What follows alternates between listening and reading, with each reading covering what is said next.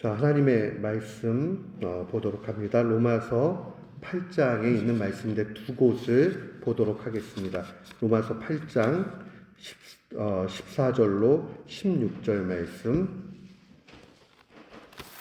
로마서 8장 14절로 16절 말씀 우리 한 마음으로 함께 봉독하도록 합니다. 무릇 하나님의 영으로 인도함을 받는 사람은 곧 하나님의 아들이라. 너희는 다시 무서워하는 종의 영을 받지 아니하고 양자의 영을 받았으므로 우리가 아빠 아버지라고 부르짖느니라. 성령이 친히 우리의 영과 더불어 우리가 하나님의 자녀인 것을 증언하시나니. 아멘. 26절로 27절 말씀도 함께 봉독합니다. 이와 같이 성령도 우리의 연약함을 도우시나니 우리는 마땅히 기도할 바를 알지 못하나 오직 성령이 말할 수 없는 탄식으로 우리를 위하여 친히 간구하시느니라. 마음을 살피시는 이가 성령의 생각을 아시나니 이는 성령이 하나님의 뜻대로 성도를 위하여 간구하심이니라. 아멘. 저는 오늘 본문 말씀을 통해서 성령님의 삼중 확신이라는 제목으로 주의 말씀을 선포하도록 하겠습니다. 우리가 보통 평상적인 대화를 할 때도요, 얘기를 나누면서 확 빨려 들어가는 사람이 있는가 하면 어떤 사람들의 대화 속에서는 중심을 잡지 못할 때가 있죠. 주로 우리가 확 빨려 들어가는 경우가 언제 그러느냐? 그 사람이 이야기를 하면서 그 눈빛과 표정과 어투와 단어에 확신이 있을 때 그러합니다. 확신은 그냥 있어도 되고 없어도 되는 문제가 아니라 우리가 반드시 가져야 되는 자세 중에 하나가 확신입니다. 그래서 학교에서 보통 이제 이야기를 할 때에 한국 사람들의 말투 가운데 뭐뭐 하는 것 같아요 이렇게 표현하는 것에 대해서 선생님들이 교정을 하고 지적을 합니다. 왜냐하면 그건 확신이 없거든요. 저는 아무래도 오늘은 별로 좋은 일이 있던 것 같지가 않아요 라고 이렇게 얘기를 하면 이 사람이 얘기하고 있는 것이 정말 좋은 일이 없었다는 얘기인지 아니면 남 얘기를 하는 건지 잘 모르잖아요. 그러나 확고한 확신을 가지고 있게 되면 그 이야기에 대해서 집중하게 됩니다. 근데 이 확신이라는 것은 신앙에 있어서는 정말 중요합니다. 영국 부흥 일으켰던 존 웨슬리 목사님은 이렇게 확신을 이야기했습니다. 확신은 성령님께서 직접적으로 나의 영혼에 증거함으로써 나오는 내적 표현이라고 했습니다. 성경을 가만 보면요, 성령님께서 나의 영혼을 주장하고 계신다라는 표현이 굉장히 여러 곳에 나타나게 됩니다. 성령님께서 내 영혼이 믿을 수 있도록 역사하시는 것, 그것을 우리는 성령의 보증이라고 이야기를 합니다.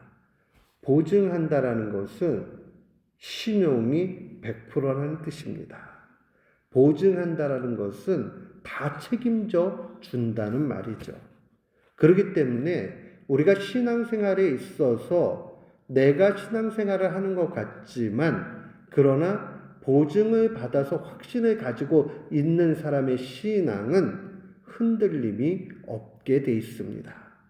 그래서 칼빈 역시도 신앙을 정의할 때 이렇게 정의합니다. 참된 신앙은 하나님께서 우리를 향해 가지고 계신 선한 뜻을 확신하는 것이다 라고 얘기했습니다. 그러니까 하나님이 나를 사랑하시는 것 같기도 하고 아닌 것 같다. 아니면 뭐 그런 거 있는 것 같아 라고 아주 투미하게 나아가는 것은 참된 신앙이 아니라는 겁니다.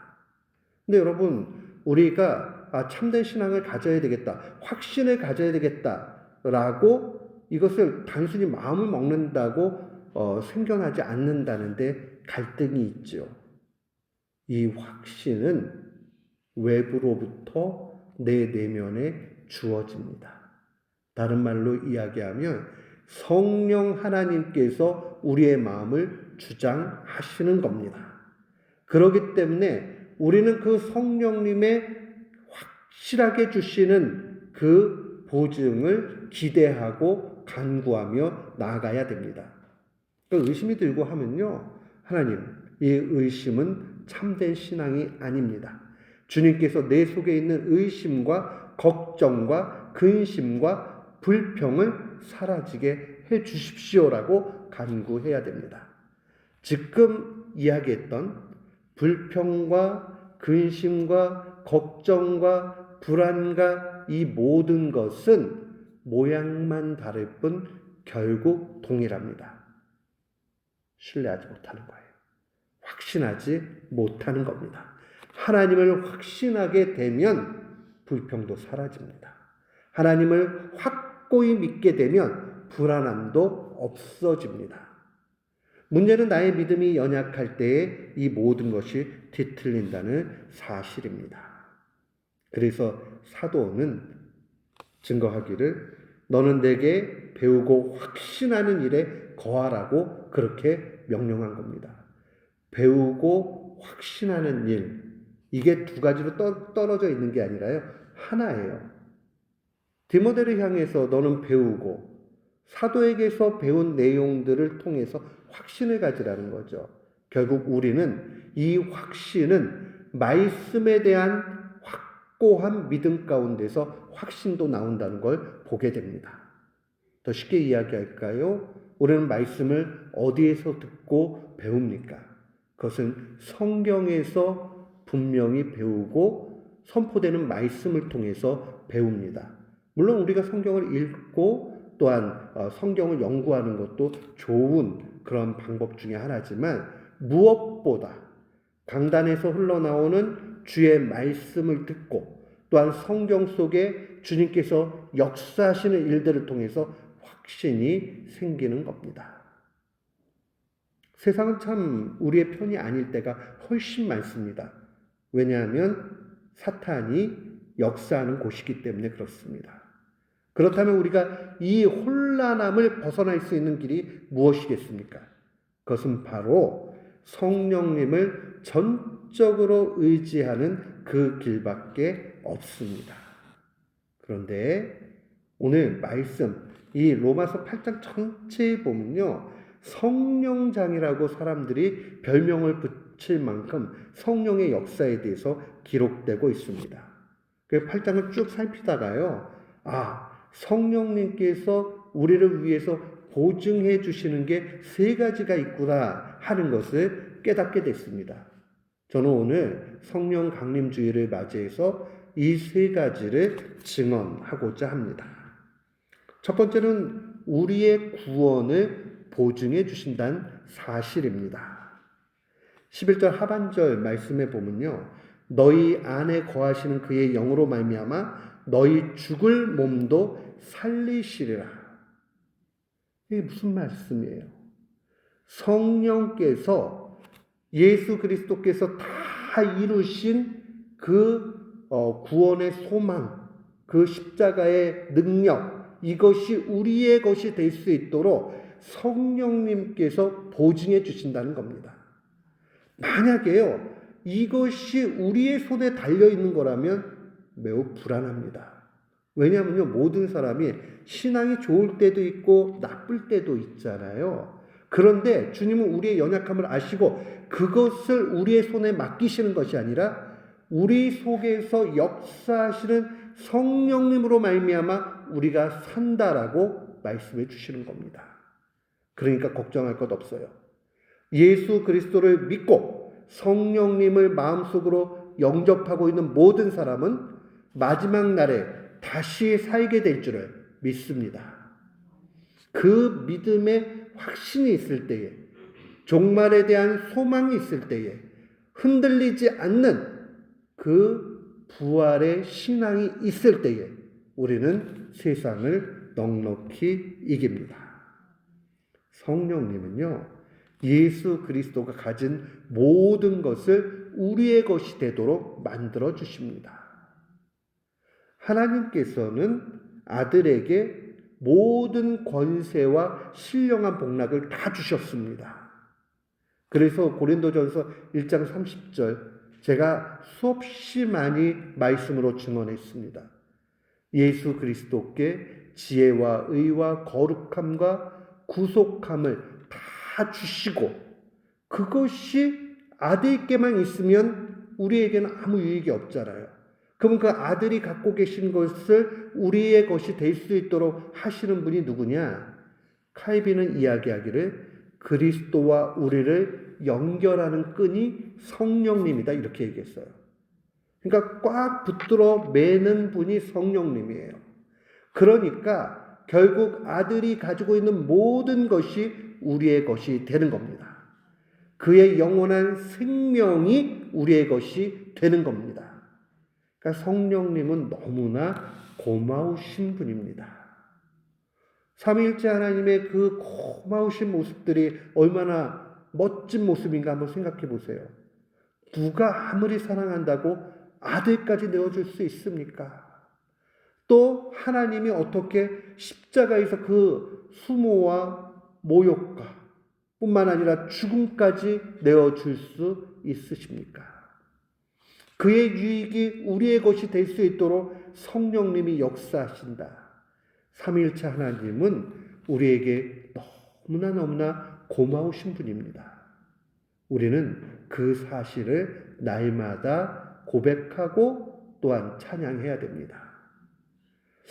구원을 받은 것 같기도 하고 아닌 것 같기도 하고 이게 우리의 상황에 달려 있다면 저 역시도 불안할 것 같습니다.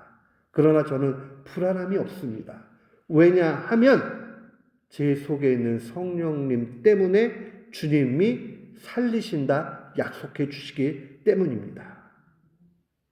우리에게 구원을 보증해 주시는 성령님을 날마다 의지하는 우리 모두가 되기를 주님의 이름으로 축원합니다. 아멘. 두 번째로는 그 성령님은 우리의 믿음을 보증하십니다. 오늘 16절 말씀을 보십시오. 제가 참 사모하는 말씀 가운데 하나입니다.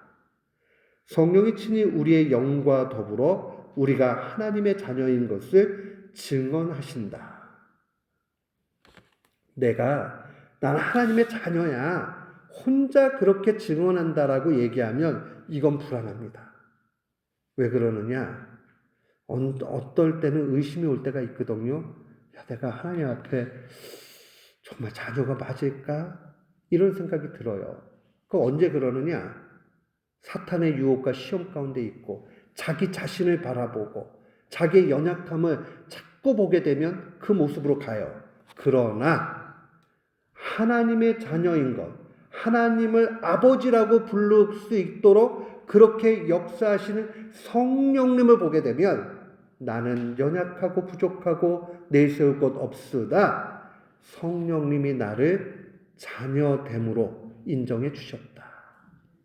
그러니까 내 영혼이 내 자의적으로 그냥만 믿어야지 그렇게 된 게 아니에요.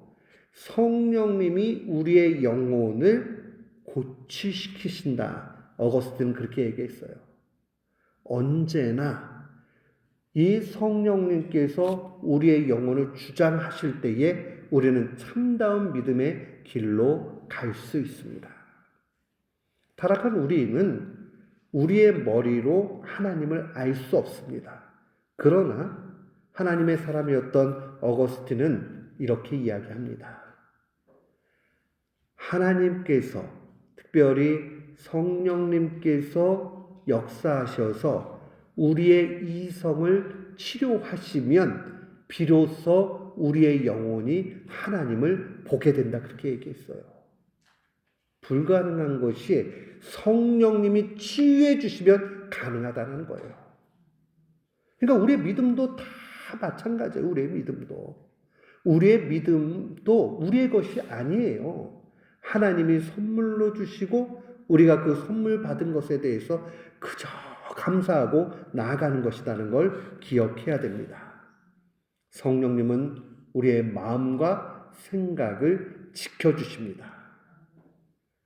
한번 바울의 이 서신서들을 깊이 한번 보다 보면요, 성령님께서 우리의 영혼을 주장하시는 이 본문들이 도처에 있습니다. 그때마다 힘을 얻는 건 뭐냐면 나한테 달려있는 게 아니구나. 성령님이 나의 마음을 주장해 주시는구나. 하나님을 거리낌 없이 아버지라고 부를 수 있으면 그것은 성령님께서 역사하신 겁니다. 여러분 한번 보세요. 아무리 친하고 그래도요, 호칭 문제가 누구에게나 굉장히 중요합니다. 아무리 잘해주고 이래도 어느 날 갑자기 야, 너 나한테 아빠라고 불러라? 이렇게 얘기하면 그거 안 나와요. 자기 부모님이 있는데 모르는 사람한테 아빠 이 얘기가 나오겠어요? 쉽지 않죠. 하물며 우리가 하나님 앞에 아버지라고 담대히 부를 수 있는 것 불가능하죠. 그런데 그 하나님을 부르면 부를수록 그 하나님이 얼마나 가까이 느껴지는지 모릅니다. 그러니까요, 우리는 기도할 때마다 찬양할 때마다 하나님 아버지를 열심히 부르고 그분을 가까이 느껴야 합니다. 자꾸 부르면 가까이 느껴집니다. 성령님이 그렇게 역사하시거든요. 우리의 믿음의 보증이 되어 주십니다. 마지막으로 정말 한없는 은혜 가운데 하나가 뭐냐면 우리의 기도의 보증이 되어 주신다는 사실입니다. 우리가 기도하다 보면요, 참 이 사실을 크게 경험합니다. 26절 하반절을 보십시오. 오직 성령이 말할 수 없는 탄식으로 우리를 위하여서 친히 간구하신다. 우리가 하나님 앞에 간구할 때요, 처음에는 어떨 때는 자기 욕심으로 간구할 때가 있어요. 근데 욕심으로 간구를 막 자꾸 하다 보면 왠지 모르게 마음에 좀 이렇게 큰 돌덩이가 있는 것 같이 느껴지기도 하고 갈등이 되지요. 그러나 그럼에도 불구하고 계속 기도하다 보면 기도의 내용이 나도 모르는 사이에 조금씩 바뀌어집니다. 그러다가 내가 예상치도 않은 간구를 하고 있다가 마음의 평안함을 얻게 되지요. 이것은 우연한 일이 아닙니다. 성령님께서 우리의 기도, 간구함까지도 역사하신다는 사실입니다. 그러니 성령님께서 평안을 주시는 그런 간구의 내용들은 이미 응답된 겁니다. 그래서 어떤 깊은 기도의 차원에 가신 목사님들은 말씀하실 때에 마음의 평안을 얻을 때까지 간구하십시오. 이 말씀을 많이 합니다. 왜 그러느냐? 우리의 욕심과 사심이 있을 때는요, 평안함이 없거든요. 그게 뭔가 찝찝하고 막 이래요. 그러나 계속 기도해야 됩니다. 왜 그러냐면 사탄은 그렇게 하다가 기도를 멈추게 만들거든요. 그러나 끝까지 기도하세요. 처음에 기도가 자기의 욕심대로 시작을 하지만 끝까지 기도하다 보면 하나님의 인도함대로 하나님의 뜻을 구하게 됩니다. 그러니까 기도를 하는 것은 언제나 우리에게 유익이 됩니다. 사랑하는 성도 여러분, 이 성령님의 삼중 사역, 삼중 확신은 우리 모두를 건강하게 영적으로 만듭니다. 우리의 구원을 확고하게 합니다. 우리의 믿음이 흔들리지 않도록 합니다. 심지어는 우리의 간구까지도 주님이 역사해 주십니다. 얼마나 좋아요. 이 기도가 응답될까 말까 걱정할 필요가 없어요. 내가 간구하고 있을 때에 성령님께서 역사하셔서 최종적으로 하나님 앞에 구해야 될 것을 알려주시기 때문입니다. 그러나 기도하지 않으면 이거 알 길이 없어요. 우리가 성령님께 이 중심을 가는 것, 그것이 하나님의 큰 은혜 가운데 참된 길이라는 것을 기억해야 됩니다. 성령은 우리 속에서 역사하시는 하나님의 영이십니다. 그러니까 예수님께서 하늘 오르실 때에 이제 육신으로는 천상에 오르셨어요. 그러면 이 땅에 우리와 함께 하실 분이 없잖아요. 그러니까 주님이 말씀하시죠. 또 다른 보혜사 성령을 보내주시겠다. 원래 성부, 성자, 성령 모두가 보혜사세요. 그런데 예수님께서 또 다른 보혜사 성령을 보내주시겠다고 당신께서 친히 천상에 오르셨잖아요. 그러면 우리는 성령의 역동적인 역사 가운데 살아가는 겁니다. 그래서 오늘날 우리가 심각하게 좀 봐야 될 부분이 있습니다. 전 세계적으로 부흥하는, 건전한 부흥을 하는 모든 교단들은 성령을 강조합니다. 심지어는 성령의 시대라는 말까지 다 사용을 합니다. 그게 성부와 성자께서 중요하지 않다라는 얘기가 아니죠. 지금 성령께서 이렇게 크게 역사하시는 이 일들을 우리가 더욱 귀히 봐야 합니다. 하나님은 시대에 따라서 그 역사하심을 다르게 해 가십니다.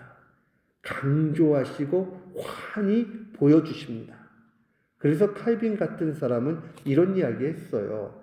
구약의 선지자들보다 지금 오늘날의 신자들이 더 환히 안다. 왜 이런 얘기를 했는가? 구약의 선지자들은 메시아에 대해서 예언했지만 메시아를 직접 보거나 경험하지 못했단 말이에요. 우리는 어떻습니까?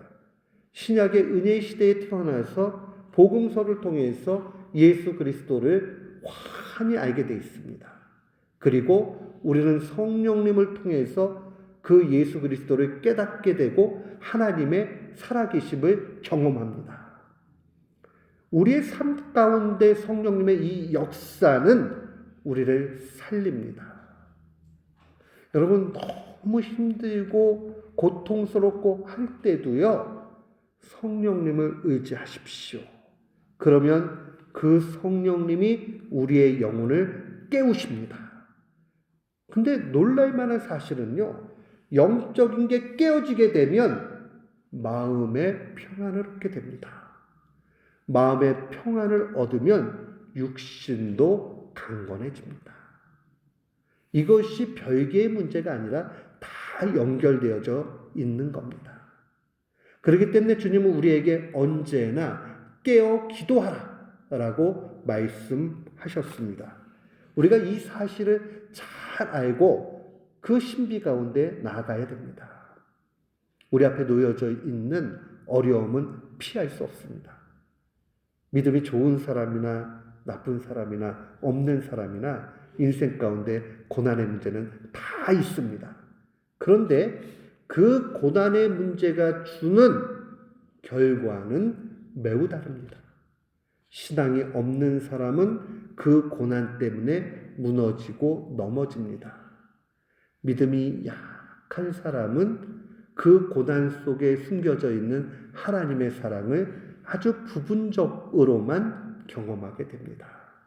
그러나 신앙이 든든하고 성령 충만한 사람은 고난에 숨겨져 있는 하나님의 능력과 위로와 평안을 온전히 다 경험하게 됩니다.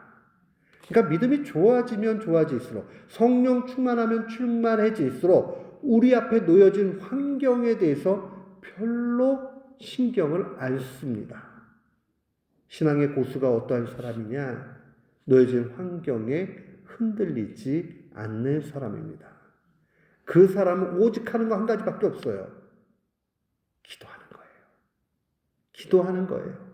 왜냐하면 그 영혼이 계속 성령의 인도함을 받으니까 기도하라, 기도하라 하는 그 음성을 듣게 되고, 정말 기진맥진할 정도로 힘든 상황이 돼도 머릿속에 기억나는 게 있죠. 성령님께서 지금 이 시간에도 너를 위해서 친히 간구하신다. 우리 예수님은요, 천상에서 온 교회 성도들을 위해서 지금도 통치하시며 간구하신다라고 분명히 주의 말씀이 약속합니다. 깨달아지는 거죠. 여러분, 그 다음에 어떤 일을 결정하려고 그러는데 어느 날 갑자기 하나님의 말씀이 기억나는 것, 이거 작은 일이라고 생각하면 안 됩니다. 성령님의 역사입니다. 그러한 성령님의 역사를 통해서 우리는 언제나 든든한 길을 가게 됩니다. 우리 성령 강림 주일을 맞이해서 우리 주님의 보증을 다시 한번 마음에 간직해야 되겠습니다. 그리고 역사하시는 주님과 더불어서 이 길을 갈 때에 감사와 찬미가 넘쳐야 하겠습니다.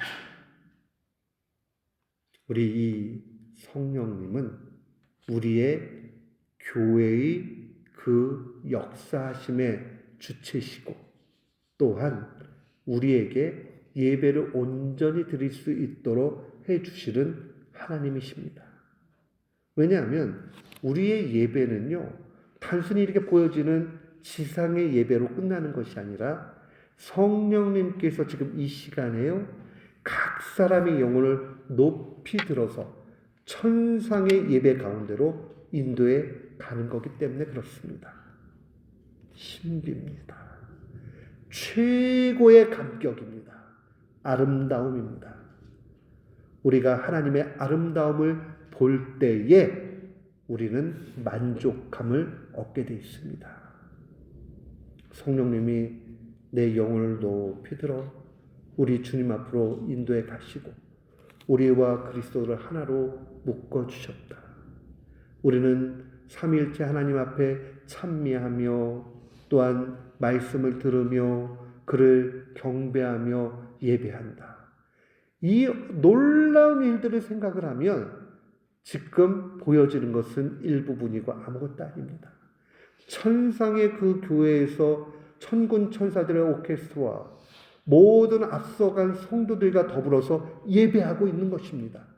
우리는 마지막 개인의 종말을 맞이해서 천상에 오르면 그때 예배가 이 모습이었구나라는 것을 생생히 보게 될 것입니다. 우리의 예배는 천국을 연습하는 겁니다. 우리의 예배는 천국을 부분적으로 맛보는 것입니다. 이 모든 것을 가능케 해 주시는 우리 성령님께 감사합시다. 그리고 그분은 우리에게 날로 날로 힘을 더하여 주십니다. 사도는 증언합니다. 우리의 육신은 날로 날로 낡아진다.